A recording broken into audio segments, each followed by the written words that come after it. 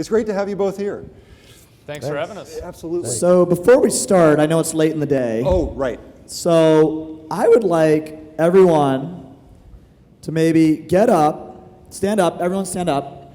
We're almost there, guys. We're almost there. I know it's been a long day. So Dave is famous in his 500 startups for a move that's called the power moves. He does this with all of his startups before they give their pitches on demo day. So Dave McClure, can you please lead us in a series tell us of power why moves? you do power moves first off. I don't think I invented this. I think it was a TEDx talk that was about this topic. So for both guys and girls, I guess if you do this, it's going to boost testosterone, yes, even for the women.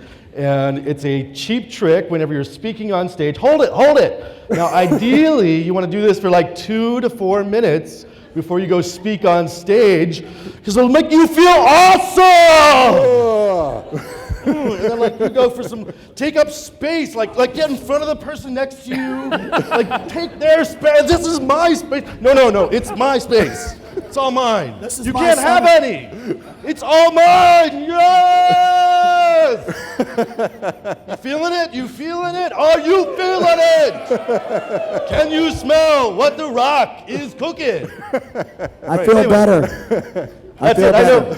If you feel embarrassed, do it in a bathroom stall. Just don't make all those noises. But it really does work. It really does. Man, I feel I think great. this is going to be the most amped up panel you have. Oh, absolutely, absolutely. So to that point, you two, in some ways, could not be more different. You know, Dave, you're a maniac, really. Well, thank you, I think. Brady, you're a little more thoughtful, I would say. Wow. Okay. Let me say you're a little more contemplative. So what have you each learned from each other over the years of being together? I think we were trying to pitch ourselves as the odd couple for the show, but you really took it to another level. I meant it all as a compliment, yes. Of course. Yeah, I guess Brady and I met about 10, 12 years ago. Yep, 10 years ago. We still were at many Microsoft, right? careers ago. Yeah, I was at Microsoft still. It was around the time I met you, Todd. That's right. And we did a couple of conferences together with O'Reilly, and you spoke at Ignite. yes, that's right. Then I helped you land MakerBot. Yes, you did. Fucking A. Yeah. Nice So call. this is the comment. So the co-founder of Ignite was Bree Pettis, who was the founder and Who CEO later of was MakerBot. co-founder and CEO of MakerBot. And I that was introduced a him portfolio to- company Which for you. was probably our most successful exit to date. So no wonder you love Thanks, this guy. Brady. That's great. But what have you learned? What have you learned from Brady? Has his style, his a little more contemplative style, seeped into your psyche? No. And likewise, Brady. Actually, I've learned a lot from Dave, and just like I really admire what he's done with 500 startups and just building it and like just going till there's no tomorrow. Yeah. Thank you, sir. Totally. Okay, yes, I really did learn something from Brady. Give us one. Well, I think just understanding hardware is kind of a big and complex subject, and actually 500 has been more emphasizing software-based companies. So I really do owe him a debt of gratitude for helping us get our biggest win to date was in a hardware. Yeah, which is kind of a combination of hardware and software. Yeah. And that's kind of the two backgrounds that you come from. I mean, it's kind of like chocolate and peanut butter coming together to form this great alchemy. Would you guys ever consider, you fund and bankroll and incubate a lot of companies, but would you ever consider creating a company together, pulling on both of your expertise in those areas? I don't know, maybe. Who knows? Maybe. Maybe get one going right now? It's a long Don't life. blow the story, man.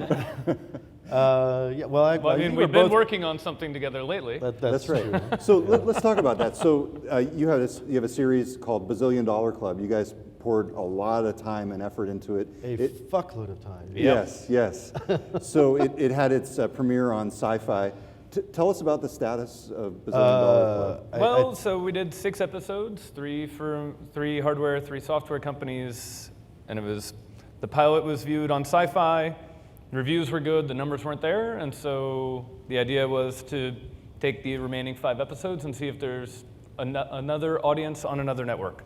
So I wanted to bring this up in part because every startup has its struggles, and it's almost ironic Yes. because it's almost the exact kind of struggle So that your startups would when encounter. we were having the call with Sci-Fi last week, when they were kind of deciding to pull the episode, they told us we'd really like to see a little bit more traction. How many times have you said that? Come on, you guys aren't with that? That was supposed to be funny. So it was definitely a bit of a bummer to hear that, and we had to kind of readjust our expectations. We thought we were going to be immediate movie stars or TV stars, and perhaps that may happen in the future, but we're definitely waiting a little bit longer than expected. Yeah, we've stopped editing the Google Doc movie writer. We'll eat any color M&Ms now. So what happened? Because I actually watched the first episode, or I guess it was Todd. Now we've seen an episode because That's never aired. That's never Yep. aired. So we got a rare view onto the second episode in a press viewing, and I actually enjoyed it in terms of a reality show. Why didn't it work, or why don't you think it hit with the public? Maybe The because we lead-in- were too real Yeah. and not bullshit enough. I'm not sure. The possible. lead-in was a makeup show. And so going from how do you do special effects makeup with Face Off, which is apparently a great show, to tech and business, maybe the audience didn't quite follow, and so I think there might be another home for it. Yeah, absolutely. And if I could put sort of that spin on it for you, this will become. I could see an Ignite talk. If I could see an Ignite talk coming out of this, where you talk about your pivot and how you found a new home. Right. John and I watched it, and both of us were hooked immediately. So I think there is a chance for you guys to find a new home, and We'll see what happens, Yeah. but again, it was nice to have at least 15 minutes of fame. Yes. Or 15 seconds, I'm Yeah. not sure. So obviously you both see and hear a lot of pitches, work with a lot of startups. Just as a vision into the future for a lot of folks in terms of what's coming down the pipe, what are you paying most attention to these days? What's capturing your attention in terms of the technology that's at the cutting edge? What really rings your bell when you hear a pitch or see a company? I'll let Brady start because hardware is a lot more sexy than software. It's sexy, but he gets to deal with companies that have traction, and he's looking for that. I have to look for unique IP that has a story, because I'm usually working with founders who are hoping that they can make one of something, and that's what they do during the time they're with me. So they come in with a working prototype, and I try to help them turn that into a product. And the thing that excites me most is just consumer medical. Like that is Consumer medical. That is what we look for. Those companies often do the best. Finding the FDA's lessen some restrictions around that. You can sometimes get it out there earlier by doing user testing. You can do consumer-facing applications, then later get FDA, where you start to do diagnosis. And there's some really great stuff. Shade from my last class came out of Cornell Medical, and it's a UV radiation detector. Most of the ones that are out there right now are actually just ambient light sensors, and they back calculate what the UV exposure is. Not good enough for lupus and skin cancer patients. Lupus is 1.5 million people in the US, and the thing that triggers it is UV, and there's no way for them to know what's going to trigger that attack. And so when I find a device like that, a technology like that, that's what I really care about.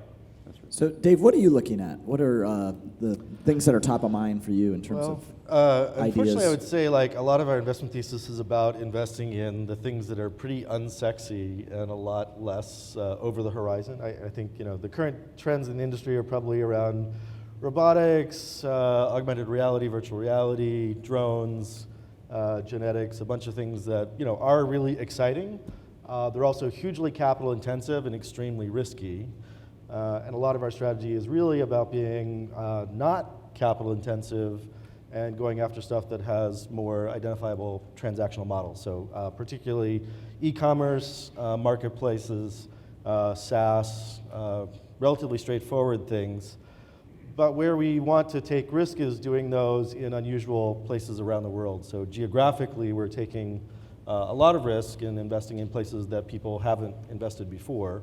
And not to say that we're copying those models, but we're taking sort of straightforward applications of things that are very basic and helpful to both consumers and businesses. Yeah, the international component of what you do is very interesting, and I think you were pretty early in terms of going overseas and traveling all over the world to find We investments. have a few arrows in our back as a result of that, yes. Yes. Why did you do that? What are some of those lessons learned? And do you still Sure. see as much opportunity overseas as you do in Yep. the U.S.? Absolutely. So I guess in the last 5 years, we've grown from about 5 people to almost 100. We have people in about 16, now maybe 17 countries. About a third of our investments have been outside the U.S. So why did you make that decision? What did you see, or what prompted you to do that? So last time Most I Silicon Valley checked, VCs wouldn't go out 20 miles from Sand Hill Road. I mean, I think last time I checked, there were about 6.7 billion people who were not born in the U.S., and we think that, internet penetration rates are rising in most of the emerging markets. Really, in the last 5 to 10 years, you've just seen dramatic increase in number of people online, particularly in countries that you don't think about every day: Nigeria, Pakistan, Brazil, Turkey, Iran.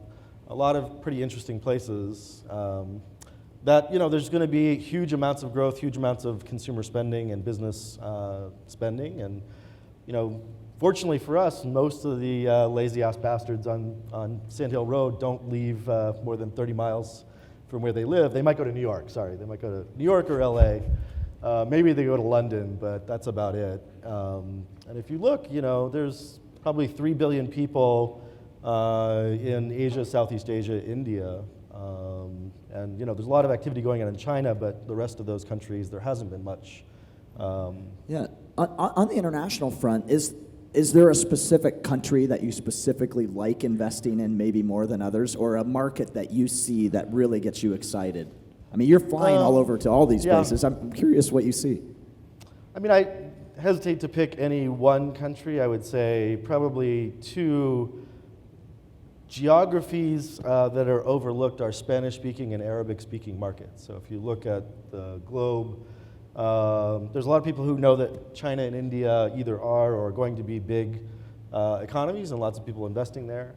But most people don't realize that both the Arabic and Spanish-speaking markets, those are 2 of the most populous languages on the planet.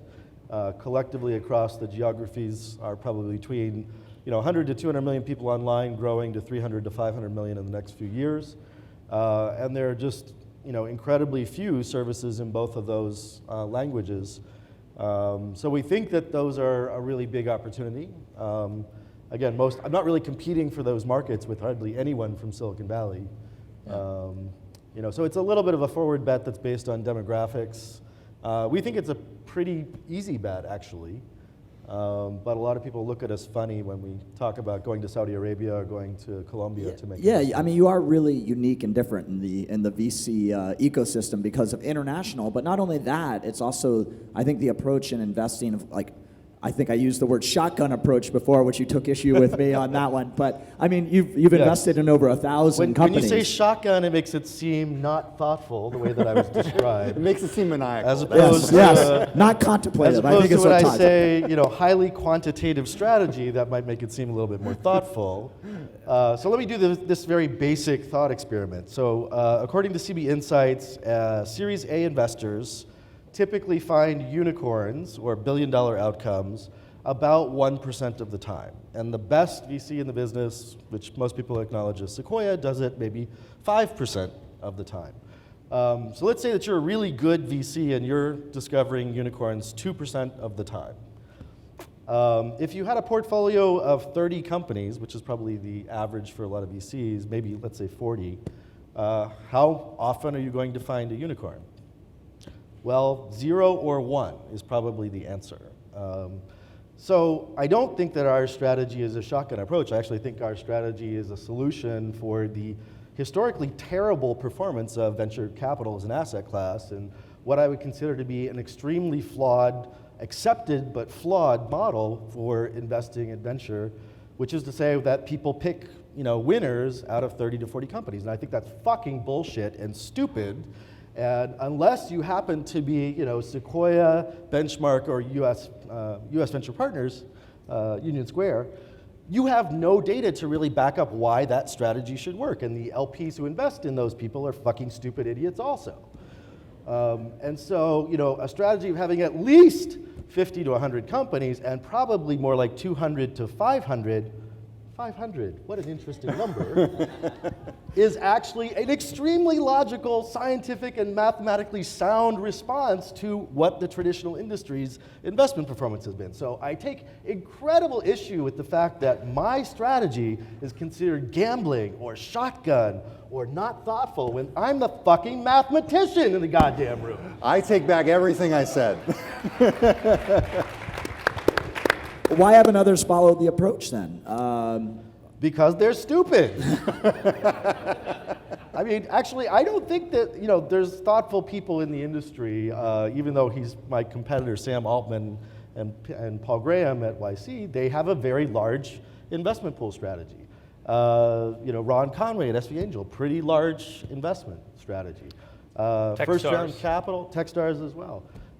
First round capital at their stage, I think, larger portfolio size. So, the quiet little secret in the industry is that large portfolio size performs extremely well.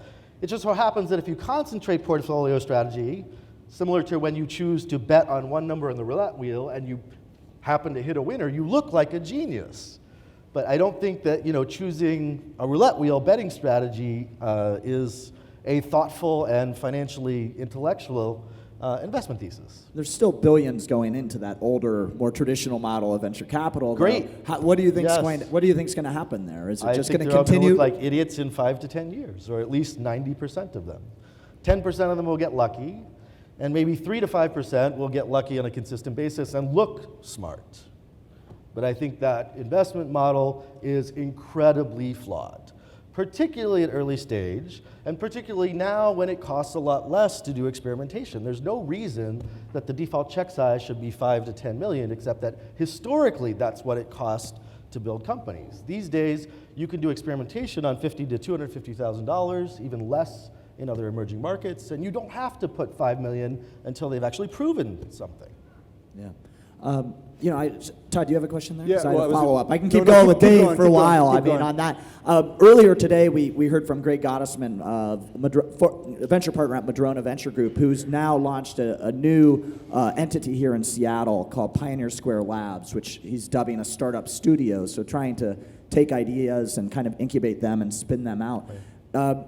I want to get your thoughts and advice on the kind of the accelerator model, this incubation model. Does that work? And what are the pitfalls? What are the pitfalls there that people need to avoid? And Brady, you obviously have a lot of insights into this as well. Well, I mean, Greg's done this before with Rover, where he kind of like studioed out. And I think you see that a lot with BetaWorks, where they brought a lot of smart people together and then they start to experiment and then the teams flock together. And so far that's worked for them with John. I think Rocket in Europe and actually around the world. I think Science in LA. Yep. A lot of people who are successful entrepreneurs are now running venture studios where they're sort of hatching the ideas themselves. So I think that model works quite well, particularly for experienced entrepreneurs. It probably works quite well. But in general, I think the accelerator model works. It's just that, like many things, it fails for a lot of people. And I think there's a lot of folks trying accelerators, and unfortunately, you're probably going to screw that up the first time. If you don't have, 2 to 5 years worth of budget, you're probably not going to have enough cycles to really figure it out.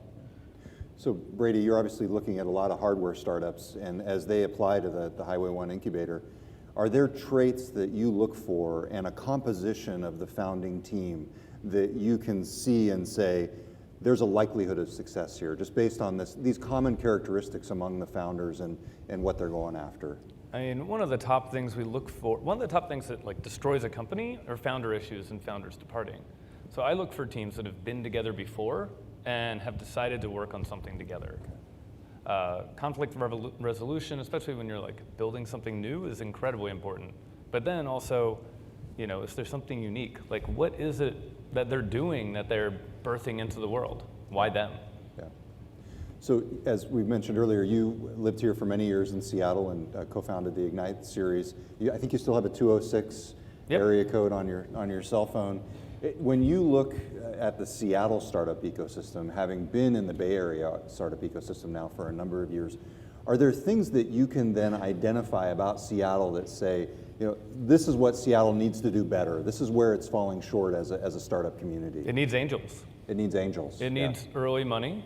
And I mean, that's why I like what Rand has done with the Moz employees, where he trues them up in the hopes of creating the next wave of angels. But I think that there's a fear, that there's or lack of money to help get companies started. And then you see a company like Future Advisor, when they went to do their, I think it was either Series B, they had to move down to the Valley to get that larger check size. Yeah. And so I think that seems like super surprising, given all the Amazon and Microsofters here, that there's a lack of angel money. Go on. Now's your chance to rant, I mean, John. it is a problem for the startup ecosystem here, that there hasn't been more of that capital recycled back into the startup ecosystem. Yeah, is it lack of money or a difference in culture? I think there's the money here. I don't think there's I think it's a cultural thing that people just don't think about recycling the capital back in. And I think you have a lot of Microsoft money or Amazon money that it's far removed from the startup or entrepreneurial experience. I think you see folks like from Zillow or Tableau or even Isilon, companies that have had big successes here, where there's more of that activity coming out of companies like that. But Dave, I'm curious. You've done a few investments up here. Like, what are just kind of the outsider's impression of the Seattle ecosystem? That's one. I think there's a ton of talent here. We've continued to draw folks from the region. Twilio was came out of the region. One that got away. Again, one of our best investments. Jeff, is Jeff Lawson, founder, CEO of Twilio, is a former Amazon product manager. I actually think that Amazon is probably one of the best places to recruit new startup founders. Maybe because Bezos grinds the shit out of them, but I still think it's it's a great training ground for people to understand startup mentality. I'm not always sure that Microsoft has been. I think in a lot of ways, Microsoft, maybe similar to Google, has been a warm, fuzzy place for people to camp out for decades, and it's not quite as hard-edged enough to create, what I think is entrepreneurship all about. I think in particular, if you look at like Yahoo, Google, and Microsoft all found business models early, relatively speaking. They all had a lot of huge success right away. I think PayPal and Amazon and perhaps Facebook had a little bit of a harder road, and they were always trying to stay alive and not die, or at least figure out monetization. I think those maybe have created a little bit, probably more appropriate entrepreneur skill sets. I think you need to spend more time in Seattle, if I'm hearing you correctly. If Brady found MakerBot for you out of Seattle. New York. I know, but you were here. He had moved to New York. Brady was in New York. Brady was in New York. All right. Well, I was But saying, Twilio. you still have the 206 area code. But then Twilio is another good example of that's your best portfolio. Certainly, but plenty of talent in the Seattle area. Clearly, the investor community is the weak link. Yeah, and we should say Doesn't that create an opportunity, just like going to Africa or the Arabic-speaking countries? It's funny because I think the same issue has happened in Boston. I think that Boston and Seattle are two places where there are tremendous amounts of talent. There have been tremendous successes. For whatever reason, the angel investor community didn't develop there, and Zuck left Boston famously because there wasn't a willingness for investors to put money in. And it's important to point out, especially in this audience, because I'm looking around and seeing, 5, 6, 7, I can sort of pick out all the angel investors in the room. I mean, I still see Jeff Etris sitting over there. I might disagree with the lack of angels here. There are exceptions to this rule, but if you look at it as a general principle, I would say the volume as a percentage of the population of total employees who have left there successfully of Microsoft, Amazon is less perhaps than the angels coming out of Google, Facebook, and other companies like that in the Bay Area. It might just be because people were crazier in the Bay Area. When I was, leaving PayPal in 2004, I didn't have a lot of money. I didn't, invest in real estate. I put it into 13 startups, and I wouldn't have done that without having, Reed and Peter and, Ron Conway and others. And PayPal is a great example. I think you're talking about Seattle. I mean, Seattle needs something like a PayPal where there's that culture and DNA of entrepreneurship. But don't you think Amazon was a similar culture? They're a mystery to me, frankly. I don't see as much entrepreneurial activity coming out of Amazon as I thought we would by now. And I don't know where the folks go. Probably the earlier employees. I mean, I feel like Yep. Some ex-Amazon companies definitely get funding from early Amazon execs who then left. But I mean, I think, if Moz keeps growing or Chef, like I could see those employees end up as angels. Yeah. Strangely, Real Networks, in sort of an odd twist, has become one of the biggest producers of entrepreneurial activity. Yeah, in fact, one of our people that is going to come up and pitch you in here in a little bit, we're going to have 3 entrepreneurs come up and pitch you guys and see how that goes here in just a bit. Has that Real Networks lineage. Isilon, yes, Big Fish Games. So some of the bigger success stories are tied to Real Networks. But yeah, it's an interesting dynamic with Seattle and the lack of money. Yeah. So when you look overall at these startup ecosystems, when you look at the hardware and the software, is there one place where you would suggest people look in terms of like hardware in particular? You alluded to this earlier a little bit, Brady, but is there one place where there's just vast untapped opportunity? For founders to go Yeah, into? exactly, like one sector of hardware. I mean, I think consumer is the sexy thing because you see it on Kickstarter. If you have the expertise, consumer medical has like a great space to go into. But I mean, definitely enterprise is like the big unsexy that will probably do really great. I mean, look at where things are growing and can you disrupt that area? Yeah. And facilities management, agriculture, networking, all these different areas. We just don't see as many companies by qualified people in those areas. Yeah. Okay, understood. How about in software? Is there one area where if you were advising a founder, hey, target this area because there's just a complete untapped market potential here? I still think there's lots of opportunities in education and healthcare that we haven't done as much in, and those are going to be continuing opportunities globally. Clearly, I think SaaS just has lots and lots of potential that hasn't been tapped out yet. And sometimes e-commerce gets a bad rap, but I don't think there's going to be any stopping of people selling shit online. And so people are looking for the next great big thing, and I'm kind of like, don't we already have like a bunch of great big things that are happening right now? And I feel like the search for the internal newness or sexiness is perhaps creating riskier business models than necessary. I think there's a lot of great businesses out there that don't seem that sexy. We had a company that's going to be doing municipal bonds online, which sounds incredibly not sexy, but it's a huge fucking business. And so I think sometimes we just get distracted by shiny objects too much. So Dave and Brady, we're going to have, as I mentioned, a few entrepreneurs come up and pitch you in a bit. You guys see a lot of pitches, hear a lot of pitches. What is the least favorite characteristic of an entrepreneur when they are pitching you? And be warned out there, those entrepreneurs. In the episode we saw, it was, I think, the bro hug that the two guys did right before they pitched. Bro hug. Stay away from the bro hug. That would be one. Well, then it was the device they created that had a kind of a phallic shape. Let's yes, say. that was an issue as well. Oh. Which is now on the market. It is on the market. Yeah. Well, I'll refrain from ripping on our former companies. Usually the thing that bums me out the most is people just don't tell us what their KPIs or traction is. They kind of like try and save that for later or something, as if that's going to make it more sexy later. The other thing I think is talking in future tense. I think. What do you mean by that? I have an inverse hard-on relative to the pitch based on whether they are talking in the past tense versus the future tense. Okay, so they talk the future tense, I am not excited. That's mostly lies. We will deliver 10,000 units instead of we delivered 10,000 units. Gotcha. Historical near past tense. What have you done in the last 3 to 12 months? Tell me. What about from the hardware perspective? Hardware or software, I want to see it working. I want to see a demo. Same thing. Like, so explain what it is and then dive into it, especially if you don't have KPIs.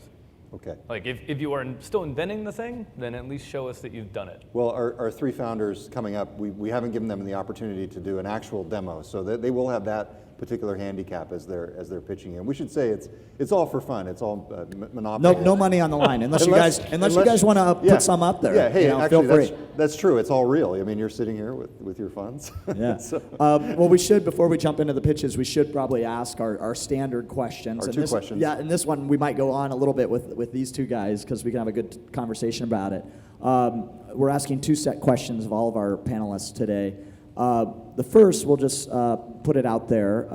What do you see as the most cutting edge or important technology in the next 3 years? So by 2018, what are we going to be talking and thinking a lot about? 2018. Dave, do you want to take that first? You're probably not going to like this answer, but I would say visual marketing based on Pinterest, YouTube, and Instagram. Visual marketing That's a based new on one. Interesting. Pinterest, Elaborate a little bit more on that. Why do you think that's Yeah. hot? Or will be? Because I think we're still noobs and we're still clueless when it comes to marketing and distribution channels based on mobile and video and pictures. But those technologies are widely used by everyone on the planet who has a smartphone. And particularly those platforms and maybe other picture and video platforms that are emerging are great for purchase behavior. I mean, they're pretty much the thing that people use to figure out where they're going to buy something is like, let me look at it. Let me see a picture, let me watch a video. And no secret that lots of people buy shit on late night TV for home shopping network.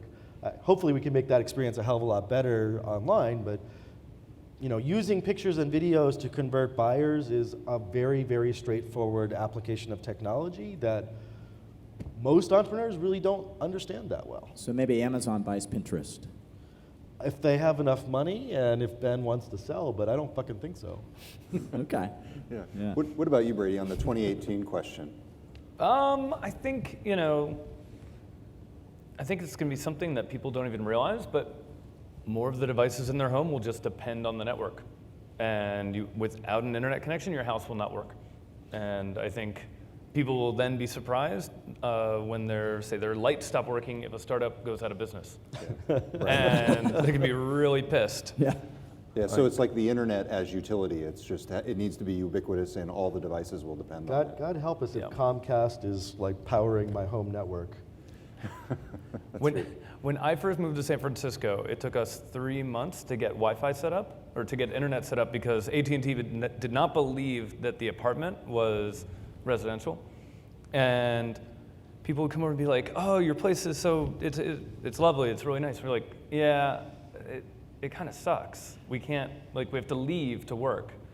And we finally ended up borrowing a Wi-Fi hotspot. Sure. I mean, the internet once it showed up at the apartment, it made it amazing. Yeah, that's great. And then the final question is, are we in the midst of a tech bubble, and is this something that you're concerned or worried about? Probably a little bit. I mean, I think selectively a lot of later stage companies are getting a shit ton of cash. I don't think it's the same bubble as 10 years ago, 15 years ago. There's terms for venture capitalist liquidation preference that somewhat is what's driving the prices that we see as valuations. The valuations for private companies are not quite the same as the valuations for public companies where that stock is tradable immediately. Companies valued at $20 billion, they probably have to be worth more than the capital that they've raised, which might be 2 or 3 billion, but I don't think it's necessarily a crazy thing if they're optimistically valued higher at what they could be worth. But probably a few of those companies are going to blow up, and we'll see some resetting of expectations in the market. So you think some of the, I think it's Bill Gurley's been talking about, we're going to see some dead unicorns, or these companies that are valued more than $1 billion. Are you predicting that? I think Bill might be talking down the valuations of companies he's talking to. I'm not quite sure, but What do you mean he's by not that? a dumb guy. Well, it's in the best interest of venture capitalists to talk about how the market's falling, which puts pressure negatively on the valuations of companies. I don't think that's any surprise. But what about that as a trend? Do you think that we will see some of these companies that are very high profile, that have raised capital at $1 billion valuation or higher, implode, not be able to raise the next capital round, sell out at a discount? What's going to happen to there are more than 70 of these companies or so right now. But you have to look at the basket of unicorns that exist. I wrote a blog post about 4 or 5 months ago where I talked about the fact that yes, there are a lot of unicorn companies that are overvalued, but if you look at the public markets, I think we're overvaluing public companies as well. We're not factoring in how many of the public companies are going to be disrupted by private market unicorns. So if you looked at all 10 or 20 companies in the logistics and transportation space that are private company unicorns, probably 80-90% of them are overvalued. One or two of them are substantially undervalued and are probably worth the entire value of all of them. So there's one or two Ubers, or in our case, we invested in Grab Taxi or Lyfts, that probably are worth those valuations. There's probably another 10 companies in that space that are not. So like everything else in venture, very asymmetric returns, necessarily 80-90% of the things that are invested in are overvalued. But 10 to 20% of them are not and are going to be fucking huge. Yeah. The bubble question, Brady? Right now, I think we're seeing a lot of, perhaps Seattle Angels are smarter because I think a lot of angels in the Bay Area will end up losing their money. And I think I see some amount of my companies are able to get follow-on funding, but not all of them. And the salary pressure that was just discussed by Bob, is true. And I think we're going to start to see people looking elsewhere for employees. Now, whether or not we're in a true bubble, I don't know. But at least these companies this time around have revenue. And personally, I'm about to get rid of my car because of Uber. It will be cheaper for me and more convenient and safer if I've been out in the evening. So again, public companies that are car and automotive companies, probably overvalued and going to have the shit torn out of them by Tesla and Apple and probably Google, which are going to be car makers in the future. Most people don't think about Apple and Google being car makers, but I think 5-10 years from now, that's absolutely going to be true. Very good. Well, good. With that, we're going to transition right to our pitches. And what we're going to do here is just have a few of our entrepreneurs come up on stage, give a 2-minute quick pitch to Brady and Dave. Brady and Dave, you can unleash at any feedback you'd like, whether it's a terrible idea, good idea, whatever you want. Let these guys have it. They're seasoned veterans, and they're willing and able to take your feedback. First up, we have Bill Hankus, who is a former senior PR executive at Microsoft and Real Networks, which I referenced earlier. Bill Hankus has a company by the name of Scoop, S-Q-O-O-P. Bill, take it away. Thank you very much, and thank you all. Everybody in this room, all these businesses, want to get their message in front of guys like John and Todd, reporters. But John and Todd have a problem that they don't get the information they really want from businesses. Scoop is taking a marketplace approach to solving these problems. On the one side of the market, we provide free tools for guys like John and Todd to unlock data that's and information in public data sites like the SEC, the Patent Office, and the federal court system. So that when USA Today broke the news that Google's CFO is leaving the company, when GeekWire broke the news that Boeing was using 3D printing in its manufacturing process, that's because they use Scoop. So it saves them time. They're uncovering stories that would be difficult to get, and oftentimes we're giving them the scoop. So that's why reporters are flocking to us. We're growing the 6 months we've been on the market, we've been growing 30% month over month. So now that's the free side of the market. Users or revenue? Not revenue, this is the free side of the market, Dave. Oh, okay. Yep, so the journalistic users are growing 30% month over month. Thank you for the question. Okay. So let's talk about the money side. Yes. Right, okay, so the money side is that Scoop has, and we just launched this a few weeks ago, a suite of services to allow the companies in this room to reach reporters like John and Todd for a fraction of what they would charge or what they would pay for traditional PR services. Simply upload the story, and then Scoop algorithmically matches their stories to the right set of reporters. No PR spam. We only submit the information to the reporters for whom it is relevant.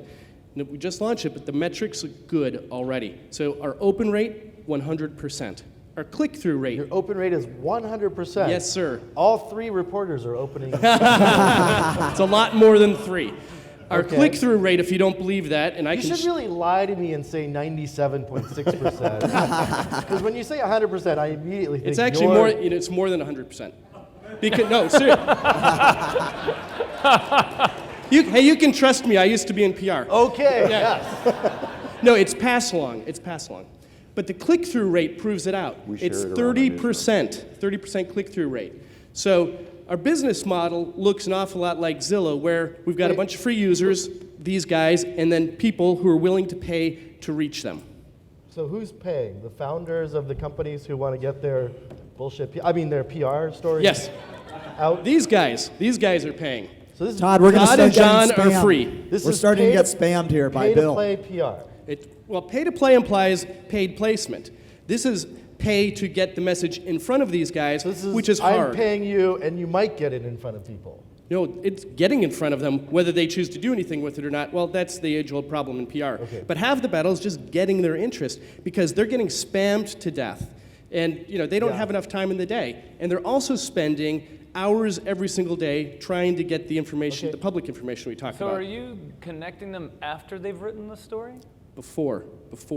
News before it's news.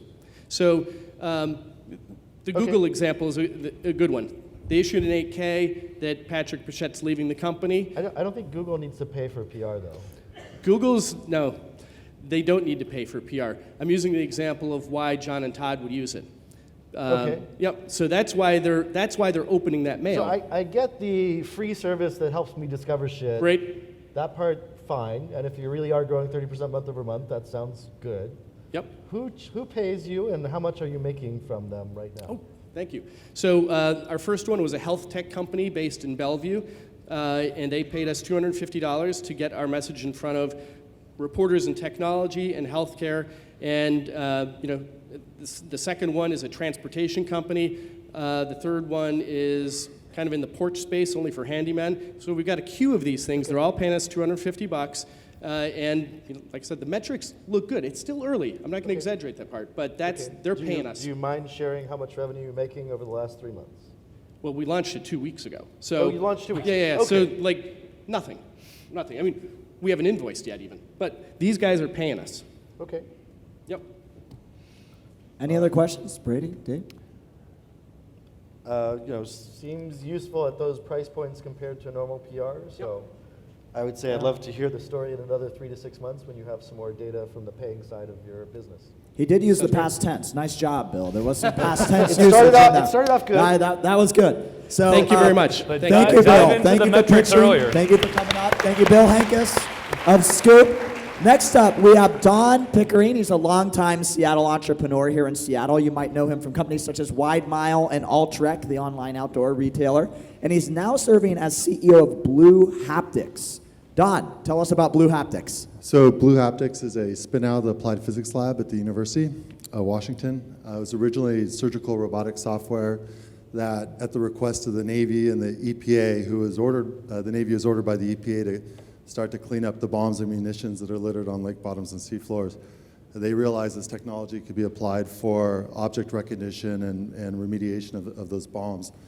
So we were funded initially from the National Science Foundation and have a working prototype that is the first prototype in the world to leverage 3D data for precision control and manipulation. We believe in sort of augmenting the human through several processes. The first one is we're using GPU and parallel processing to crunch high-resolution 3D data. Right now we're doing it in sub 10 seconds, which right now the industry takes 3 hours to do for sonar-related data. So you can see through oil spills. But we can fuse right now the pilot of these underwater, we're starting subsea sort of as an initial application. The pilots have 15 monitors worth of data to deal with. We fuse that into an optimized single 3D view of the workspace. It allows us to resolve occlusion challenges where you can't see through the other side of an arm or whatever space you're working through. And we're using it for, we then can program collision avoidance and precision guidance using haptic feedback in the controllers with that data. Sorry if I'm fucking clueless, but 3D image processing of some sort is what So you're doing? it's basically, we can fuse different types of point cloud data, whether or not it's rendered from a laser scanner or from sonar. And then once we have that optimized point cloud model. This is typical geek answer to a question. I didn't understand the first part, and I didn't understand that part either. Okay, sorry. So we basically can take 3D data, right, and then fuse it to an optimized, it's a virtual representation of a real workspace, highly accurate, we're talking sub-millimeter accuracy. Then once we have that information, we can use that data to assist pilots for high precision, accurate control. And it's at $20,000 to $40,000 an hour to operate these robots, and mistakes costing $500,000 to I $1 million. will ask this again. Image processing faster, better for someone, in this case, pilots. Right. Okay. Although there's interest in that, right? Custom hardware? Okay. Control systems, then, which we can port to different manipulators and different systems, right? And then the third component is taking machines that are now mapping and intelligent machines and using that information to inform simulators, other machines in the area as to where assets are and so forth. Subsea is the only place in the world where they're using robots for intervention and manipulation. So it's a big, $10 billion industry that is fraught with, frustration, with downtime and accidents. But Have you the same deployed this yet? What's that? Have you deployed it anywhere? We've done underwater testing. We have two companies, one that is in the cutting and welding industry we're doing joint development on releasing the first computer-controlled cutting and welding solution subsea, which will allow us it'll save dozens of lives a year and thousands of injuries a year with divers. Are you using off-the-shelf hardware or It's developing your own? so we're only software.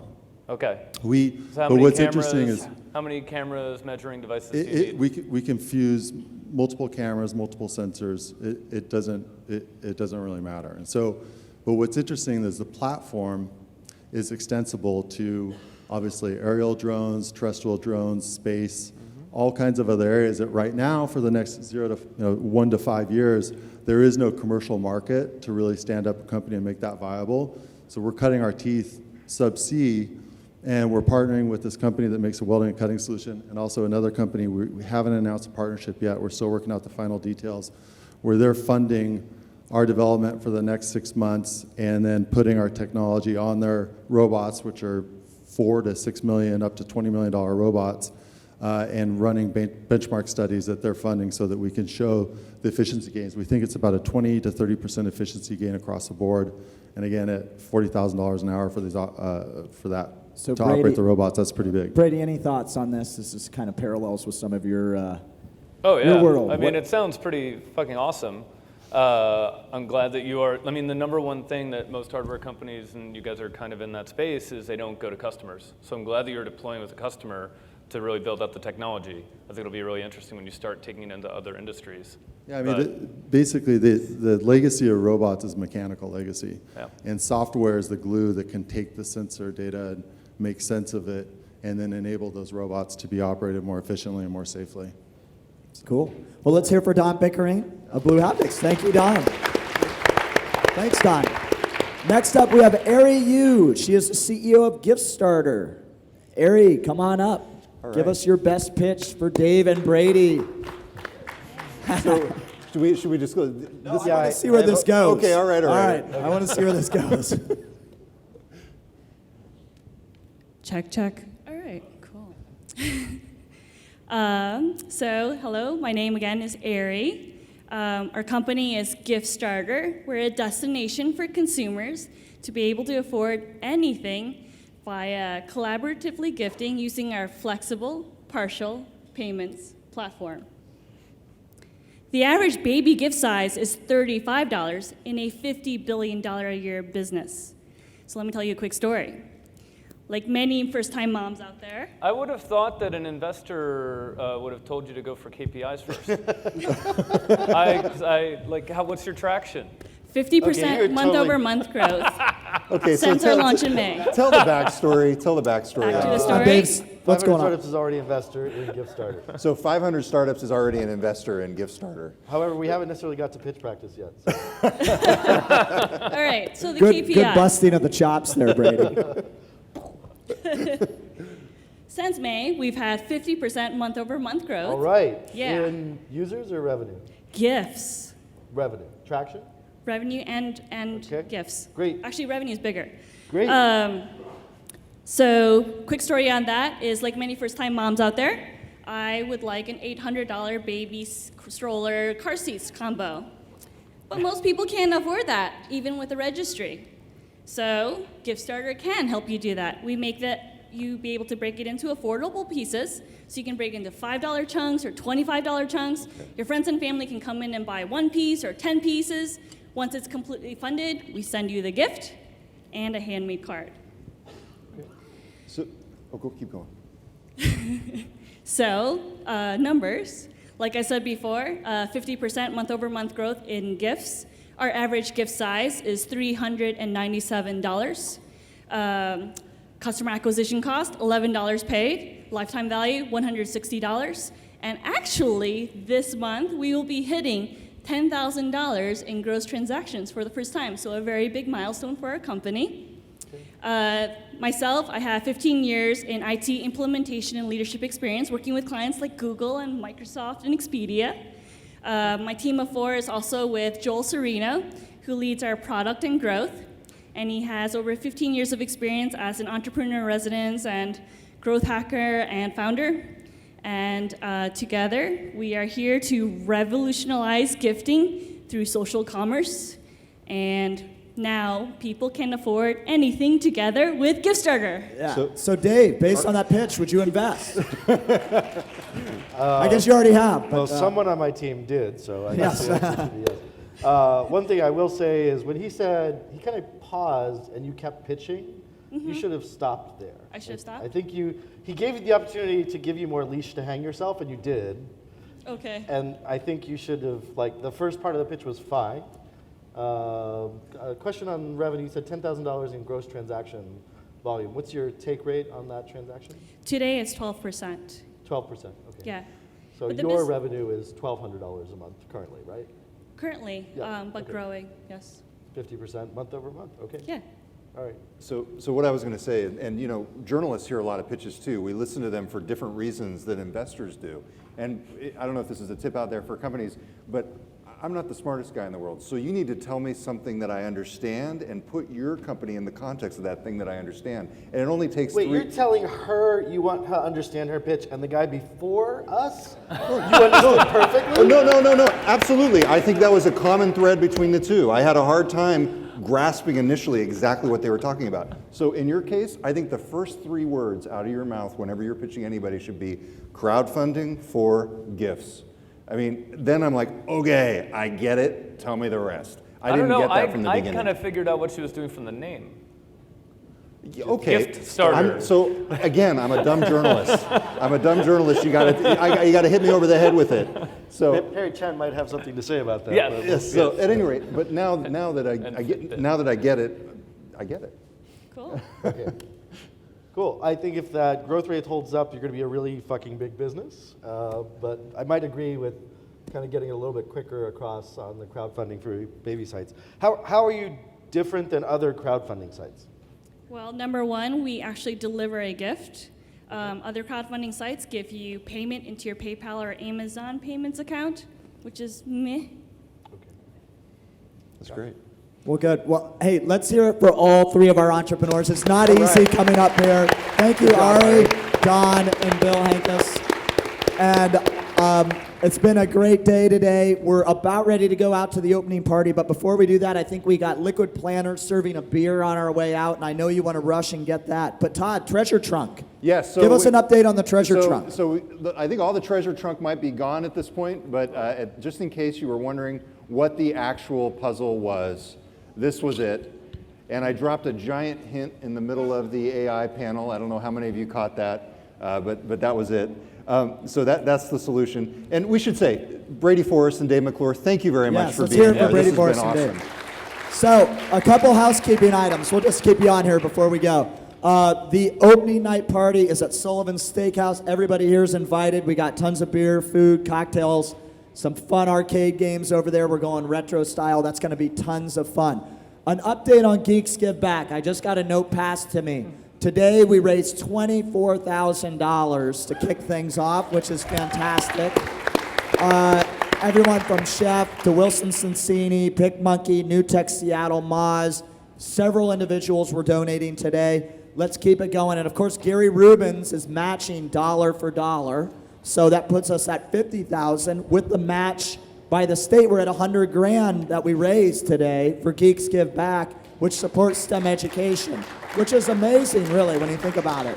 And we raised $100,000 in this room. Also, the winner of the Seahawks tickets against the Browns on December 20th is Melissa Bethune at Freemind. She won those by donating to Geeks Give Back at the Bank of America booth. We'll be doing that again tomorrow. Well, anything other housekeeping, Todd? And join us here again tomorrow morning, right around 9 o'clock. We'll have a great set of speakers, including fireside chats with Nike COO Eric Sprunk, DocuSign founder Tom Gonser, and Concur CEO Steve Singh, among many others. Thanks, everybody, for spending your day with us, and we'll see you tomorrow at the GeekWire Summit. See you tonight in a few minutes at the opening party.